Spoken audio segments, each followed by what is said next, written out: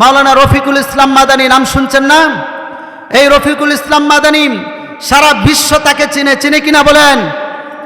তার অনেক বড় দেহ নাই, কিন্তু তার ভিতরে আছে ইমানি শক্তি। ইমানি শক্তি থাকার কারণে সারা বিশ্বে আজকে তাকে চিনে, ঠিক কিনা বলেন? মুসলমান ভাইয়ের আমার, আমাদের ভিতরে যদি ইমান থাকে, আমাদের ভিতরে ইমান থাকে, আমরা কবরে গিয়ে সকল কাফের তাগুদের উপর আমরাই রাজত্ব করব, আমরাই সেখানে রাজপ্রাসাদে বসে থাকব। কিন্তু মুসলমান ভাইয়ের আমার, কোনো কারণে যদি আব্রাহাম লিঙ্কনের গণতন্ত্রের কারণে, কোনো সেকুলারিজমের কারণে, আল্লাহর একত্ববাদের বিশ্বাসের মধ্যে যদি কোনো ঘাটতি চলে আসে, তাহলে কিন্তু আপনার আমার জন্য কোনো নাজাত নাই, নাজাতের কোনো রাস্তা নাই। এই জন্য যেই দল করি না কেন, কোনো কুফরি বিশ্বাস, কোনো তাগুদি বিশ্বাস, কোনো শিরকি সংস্কৃতির বিশ্বাস আমরা বিশ্বাস করব না, ঠিক কিনা বলেন? এই দেশে ইসলামী হুকুমত কায়েম হোক বা না হোক সেটা আমাদের দেখার বিষয় না, কিন্তু আমরা প্রত্যেকেই মুসলমান হিসেবে দিল থেকে চাব এই দেশে ইসলামী হুকুমত কায়েম হয়ে যাক, ঠিক কিনা বলেন? মুসলমান ভাইয়ের আমার, আফগানিস্তানের ইতিহাস আপনারা দেখেছেন যে আফগানিস্তানে ওই আমেরিকার মতো সুপার পাওয়ার পরাশক্তি আফগানিস্তানের তালেবানদেরকে নির্যাতন করেছে, কিন্তু আফগানিস্তানের তালেবানেরা বলেছিল তাওয়াক্কালতু আলাল্লাহ, আল্লাহর উপরে ভরসা। আল্লাহর কাছে বলেছিল, হে আল্লাহ, তুমি তো বলেছো লা তাহিনু ওয়ালা তাহজানু ওয়া আনতুমুল আ'লাউনা ইন কুনতুম মুমিনিন, আমরা পাক্কা মুসলমান, আমাদেরকে বিজয় দান করো। আমেরিকার মতো সুপার পাওয়ারের সাথে ওই তালেবানরা যুদ্ধ সংগ্রাম জিহাদ করার পরে 2001 সাল থেকে 2020 সাল পর্যন্ত যুদ্ধ করার পরে এই আমেরিকা সুপার পাওয়ার লেজ গুটিয়ে 2020 সালে পালাতে বাধ্য হয়েছে, ঠিক কিনা বলেন? 20 বছর যাবৎ বলেছিল তালেবান জঙ্গি, হুজুরদেরকে দেখলেই বলে জঙ্গি। আহা, আফসোসের বিষয়, যেই হুজুররা রাত 3টার সময় হেফজখানায় যান, জান্নাতি সুর শুনতে পারবেন, জান্নাতি মানুষগুলো দেখতে পারবেন। রাত 3টার সময় উঠে কোরআনে কারিম তেলাওয়াত করে বাচ্চারা প্রত্যেকটা মাদ্রাসায় সারাক্ষণ চলাফেরা করে, কারোর সাথে কোনো খারাপ ব্যবহার করে না। ওই হুজুরদেরকে ওই আমেরিকার ওই সেকুলারিজম নাস্তিকবাদীরা জঙ্গি বলেছে, কিন্তু পরিশেষে তালেবানদেরকে যোদ্ধা বলতে বাধ্য হয়েছে, ঠিক কিনা বলেন? মুসলমান ভাইয়েরা আমার, মনে করতে পারেন আমরা এই নেত্রকোনার পূর্বদলা থেকে হুঙ্কার ছুড়লে কি লাভ হবে? আমি বলতে চাই অবশ্যই লাভ হবে। ইতিহাস অনেক লম্বা, সেই ইতিহাস আমি বলবো না। আপনারা জানেন আল্লাহ রাব্বুল আলামিনের কাছে অনেক কিছু ছিল, কিন্তু সেই নমরুদের মতন, ফেরাউনের মতন এত বড় দাপটশাল যেই ফেরাউন বলেছিল আনা রব্বুকুমুল আলা, কোরআনে আছে, নিজেকে বড় রব হিসেবে স্বীকার করেছিল, কিন্তু আল্লাহ রাব্বুল আলামিন এই ফেরাউনকে জল কামান বড় অস্ত্র দিয়ে হত্যা করে নাই, বরং সেই ফেরাউনকে আপনারা ইতিহাস জানেন নীল নদের সামান্য পানিতে চুবাইয়া মৃত্যু দিয়েছে, ঠিক কিনা বলেন? আজও পর্যন্ত সেই ফেরাউনের মমি মিশরের জাদুঘরে আছে। এটা পৃথিবীর সমস্ত নাস্তিকদের জন্য শিক্ষণীয় হিসেবে আল্লাহ রাব্বুল আলামিন রেখে দিয়েছেন, ঠিক কিনা বলেন? নমরুদের মতো ব্যক্তি হযরত ইব্রাহিম আলাইহিস সালামকে আগুনে ফেলেছিল, অনেক লম্বা ইতিহাস, আমি বলবো না। সেই নমরুদকে আল্লাহ রাব্বুল আলামিন একটা মশা, তাও আবার সেই মশার একটি পা ছিল না, যাকে ল্যাংরা মশা বলা হয়, ল্যাংরা মশার মাধ্যমে জুতার বাড়ি খাওয়াইতে এই দুনিয়া থেকে বেইজ্জতি করে বিদায় দিয়েছেন, ঠিক কিনা বলেন? ইতিহাস আমাদেরকে ভুলে গেলে চলবে না মুসলমান ভাইয়ের আমার। আবু জাহেল ছিলেন আমার নবীর যুগের সবচেয়ে বড় দাপটি এবং সবচেয়ে বড় সন্ত্রাস। এই আবু জাহেলকে মুআজ ইতিহাস আপনারা জানেন।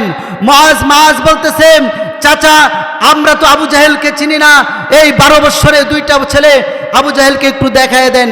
কি কারণে? তোমাদেরকে দেখায় দিব। লম্বা ইতিহাস। তারা বলল সে আমার নবীকে গালি দিয়েছে, ওকে দেখা মাত্র হয়তো আমি এই দুনিয়ার জমিনে জীবিত থাকব, আর না হয় আবু জাহেল জীবিত থাকবে।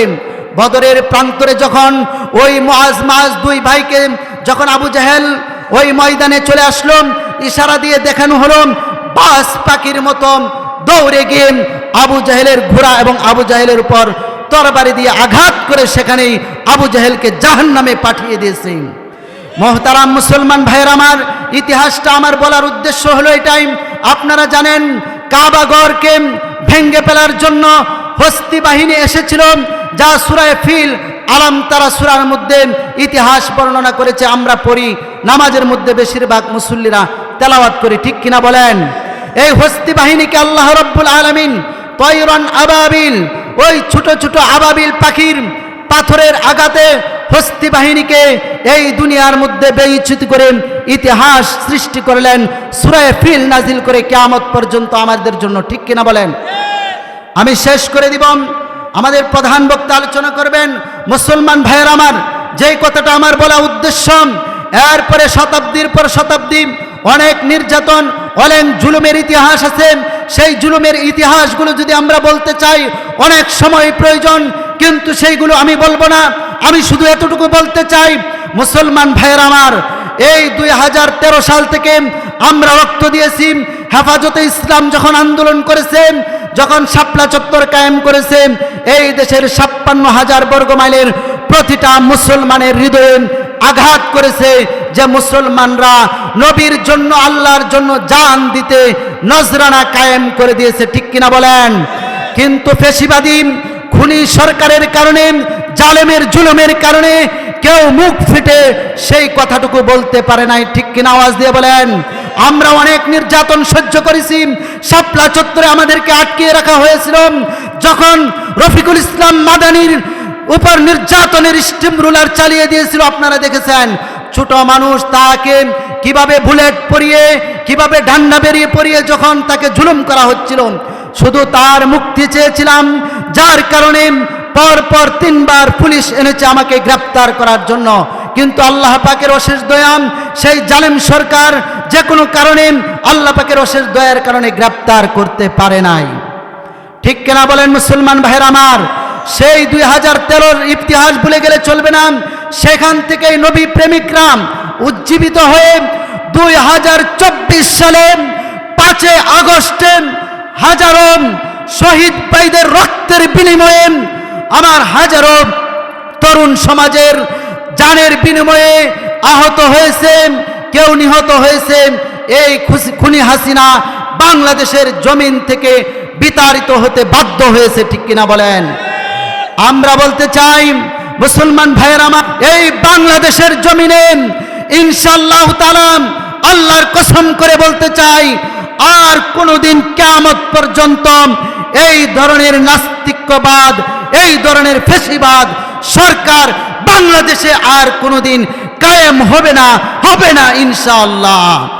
আর যদি কোনো ফ্যাসিবাদ, কোনো ভবিষ্যৎ কোনো সরকার যদি উলামাদের উপরে জুলুম করতে চাও, তৌহিদি জনতার উপরে জুলুম করতে চাও, আমরা প্রয়োজনে তাদের বিরুদ্ধে আন্দোলন, সংগ্রাম, যুদ্ধ করে আমরা এই দেশকে ইসলামের জন্য, আমরা ইসলামকে পালন করার জন্য, স্বাধীন করার জন্য ইনশাআল্লাহ তাআলা রাজি হয়ে যাব। ঠিক আছে ইনশাআল্লাহ? সবাই প্রস্তুত আছি তো ইনশাআল্লাহ?